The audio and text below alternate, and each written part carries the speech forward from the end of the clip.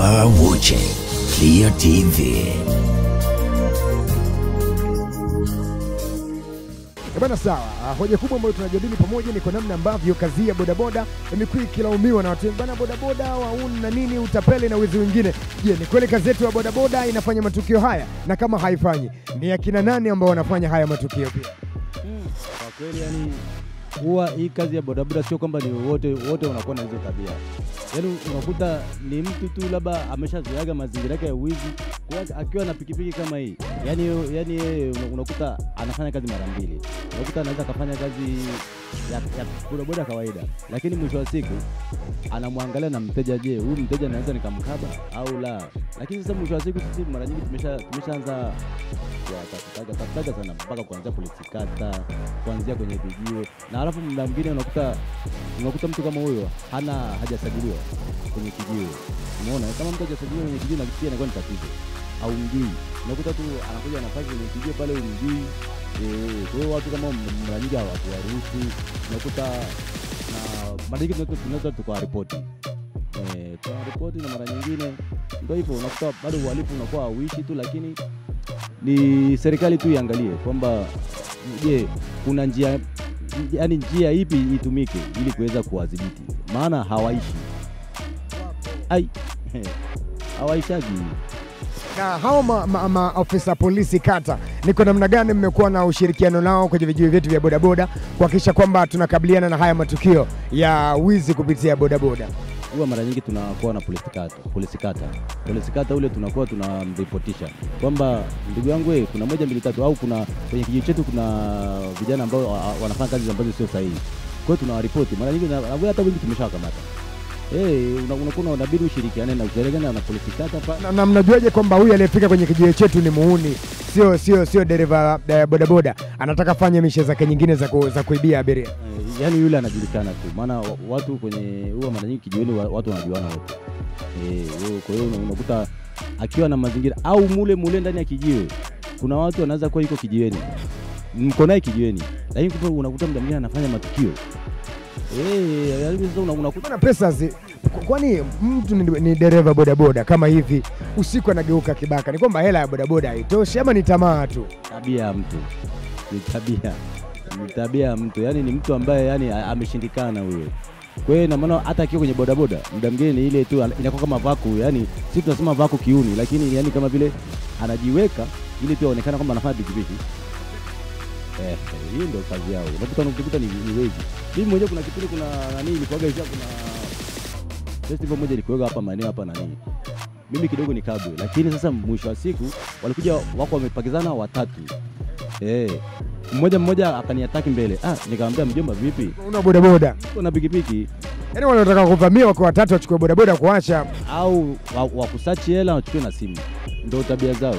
Au ukileta ubisho wanakutoboa na kisu. Yaani kuna vitu ambavyo sio sahihi. Yaani mimi tu ningeshauri kitu kimoja, yaani serikali iangalie njia mbadala. Yaani labda sana kupitia kwenye vijiwe vya bodaboda, kuangalia je, hawa watu wanafanyaje kazi. Na polisi kata mara nyingi ndo kazi yake, lakini muda mwingine naye anazidiwa. Polisi kata atakuja kwenye kijiwe kila siku, ni ngumu. Haya, unakuta anakuja anawapa somo darasa, jamani tunatakiwa tuende hivi na hivi na hivi, tuishi hivi. Tena anakuja kiustaarabu kweli, lakini mwisho wa siku hawasikii. Yaani kuna kazi kubwa ambayo inapaswa kufanyika kati yetu sisi bodaboda, lakini pia serikali kupitia mapolisi kata, usalama barabarani ama jeshi la polisi kwa ujumla, kukabiliana na matukio haya ya wizi kupitia bodaboda. Yaani ni sana. Yaani inatakiwa kwanza pia tuwe na ushirikiano na polisi, kwa sababu bila polisi hao jamaa waishi. Yaani wapo, yaani daily, yaani hata unashangaa kama weekend hivi. Yaani unakuta mtu anakuja anapaki tu labda maeneo labda kwa mfano bai hapo hivi. Anaanza kapaki tu pale. Lakini kumbe yeye anakaa anasoma ramani. Ana mishe zake. Na alafu sasa mwisho wa siku ukimfuatilia sana na yeye akikugundua kwamba unamfuatilia, unajua kutobolewa kitu bure. Tayari mwingine inabidi sasa mtu unanyamaza, hata kama unamuona yule pale anafanya matukio unanyamaza, maana hata unajiepusha kutokufanya. Je, sasa jeshi la polisi nini linaweza kufanya ili kukomesha matukio haya? Kama tayari utaratibu wa kujisajili upo, nini cha ziada kinaweza kufanyika kwa mtazamo wako? yani ni ushirikiano tu. Yani ushirikiano kati ya polisi na madereva bodaboda na raia wengine pia ambao labda aliokabwa labda na akaja akatoa ushirikiano labda akame labda amemfahamu ule mtu. Labda ndio hivyo tu, maana polisi bila sisi hawawezi kumaliza ile jambo. Ni ngumu. Kwenye kipindi chote ambacho uko zako kwenye harakati hizi za bodaboda, ulishakutana na kisa gani ambacho ama msala gani kuhusiana na hawa jamaa wanaitwa vishandu, ama abiria ukambeba ukafika mahali ukaona bwana kama sielewi lakini ulitoka salama? Mimi kwa kweli ni kama mara 3. Ya kwanza ni maeneo ya hapa na nani walikuwa 3. Yani waliniataki, lakini sasa mwisho wa siku waliponiangalia nikamwambia wajomba vipi, kuna shida gani? Brother sijui nini na nini. Nikamwambia basi namba nitemana na mimi, achana na mimi, wewe temana na mimi bwana, fanya mambo yako, maana ukiwa mbishi yani mwisho wa siku kinachokukuta hapo utajutia. Yani utajutia kwa kweli. Yani naomba sana kama kuna uwezekano polisi tuwape ushirikiano, maana bila si kuwapa ushirikiano polisi anaweza kuja kunijua huyu ni mwizi, hawezi. Lakini mimi ambaye naweza niko kwenye pikipiki hapa najua kabisa huyu ni msoma ramani, namjua ule unamjua. Lakini sasa shida ni kwamba huwezi kwenda kumsemea mtu kumsemea mtu tu kwa maana ya uwezo. Lazima kuwe na mazingira mazuri ya ushirikiano ambayo inawezekana jeshi la polisi likala linapita kwenye vijiwe. Jamani, kuna dereva gani yuko kwenye hiki kijiwe lakini mishemisha zake mbona kama tuzielewi? Nakwambia kwenye kijiwe changu mimi nishakamata wawili. Mimi mwenyewe nilitoa ushirikiano na afande kabla ya kufika kwenye kituo hiki hapa. Yani nilitoa ushirikiano kwa afande mmoja anaitwa afande Luinga. Tulitoa ushirikiano tukawakamata na wakafinywa vizuri na mpaka sasa hivi kijiwe kimetulia. Kikubwa ni ushirikiano. Kuna hili lingine la wewe kama dereva, unajilinda vipi dhidi ya matukio? Kwa sababu hapa tunazungumza jinsi ambavyo tunaweza kumaliza matukio ya abiria kuibiwa, lakini pia kuna matukio ya wewe dereva kuporwa na vitu vingine kama hivyo. Unajilindaje pia? Yani mimi cha kwanza mimi nitaangalia abiria kwanza ni wa style hivi. Maana sio ni mtu tu unaweza kumbeba tu kwa sababu eti ni abiria. Huwa naangalia kama ni mtu ambaye najua naona kabisa huyu sio rafiki kwangu, mimi kwa kweli naweza ngambia basi hata namsubiri, basi labda na mtu namfuata au namsubiri mtu. Kwa hiyo muda mwingine naweza nikajilinda mimi mwenyewe kwa kumwangalia tu. Najua kabisa huyu ananipeleka sehemu ambaye labda ni chochoroni. Kwa hiyo unakuta muda mwingine siwezi kwenda. Yani hata kama nina shida hela, kwa sababu anakupeleka njia ambayo sio rafiki. Wako anajua kabisa huko akiutia kwenye 18 umeisha. Ina maana anaweza kusachi kuanzia hela, simu, anakusachi kila kitu. Na kama uko na abiria, anasachiwa abiria, anasachiwa au unaweza usachiwe wewe. Wakamwambia bana sisi tunamtaka, anaanza kwambia mimi namtaka kwetu huyo hapa. Wewe unakuta unamsachi pale. Inabidi unyamaze. Ukiongea unakula ngeu au unatobolea libeto huko likisu huko. Ili kuwa salama ni kukaa kimya, tuache wafanye mambo yao wamalize, wanatembea. Yani inabidi umwache, kwa sababu sasa utamfanya nini? Amekwambia mimi namtaka huyo abiria. Sina shida na wewe. Mimi namtaka abiria. Utaongea nini? Inabidi tuleke. Inabidi unyamaze. Ukileta mdomo na wewe unapasuliwa pale na abiria na kila kitu mnachukuliwa. Ulishawahi kuwa na rafiki yako ambaye ni dereva bodaboda aliyekutana na huu msala labda mpaka ikafika kipindi labda akaacha kazi ya bodaboda, akaibiwa bodaboda, akaumizwa? Mimi labda nimewasikia tu, lakini wapo lakini unakuta sio sana kivile, lakini sio hata nikwambieje yani.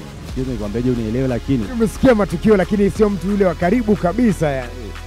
Ila kuna mmoja ambaye tulikuwa naye kijioni. Sio walimfanya lakini pikipiki kaibiwa. Yani maneno fulani panaitwa kwa Makalinga hapa. Na hii kwa mbele kule. Alipigwa rungu. Alipigwa nondo nadhani, nondo ya shingo. Yule jamaa alikaa ndani karibia wiki mbili. Kapigwa nondo na pikipiki kaenda. Na wanaangalia pikipiki mpya. Kama pikipiki kitaka kama hiyo hapo, anapeleka hapo. Anataka pikipiki mpya kama hii.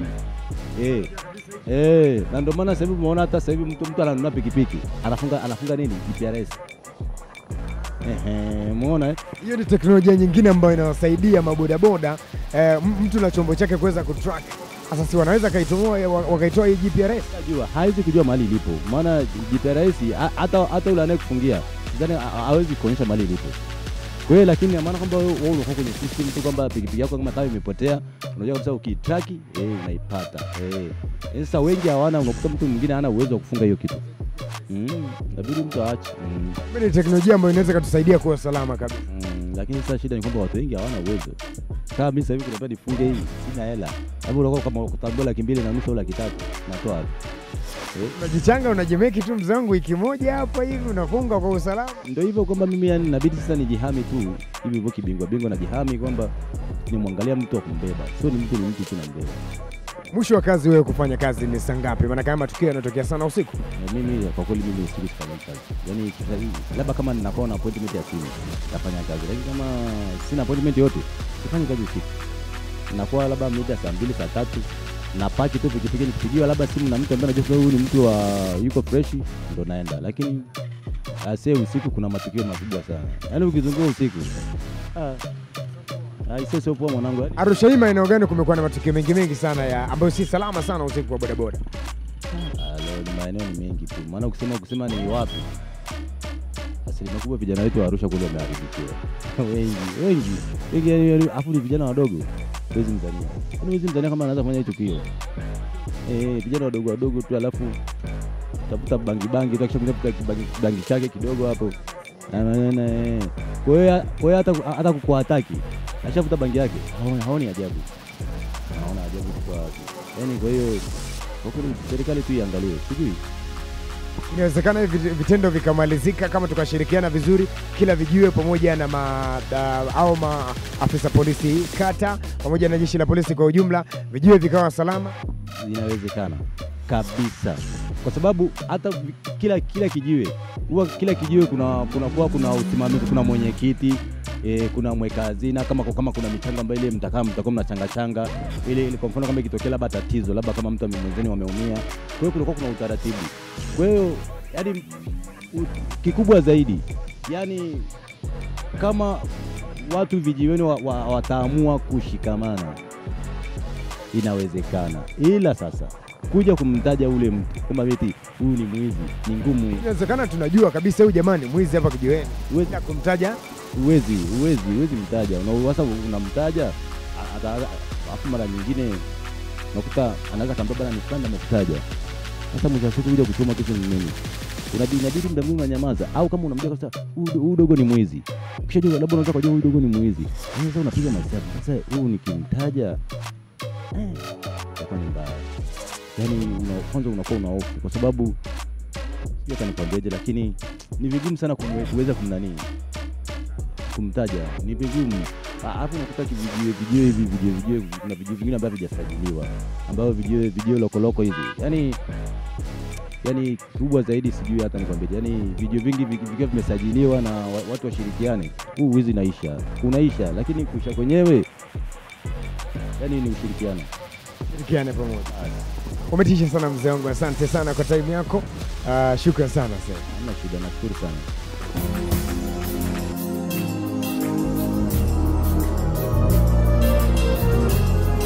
You are watching Clear TV.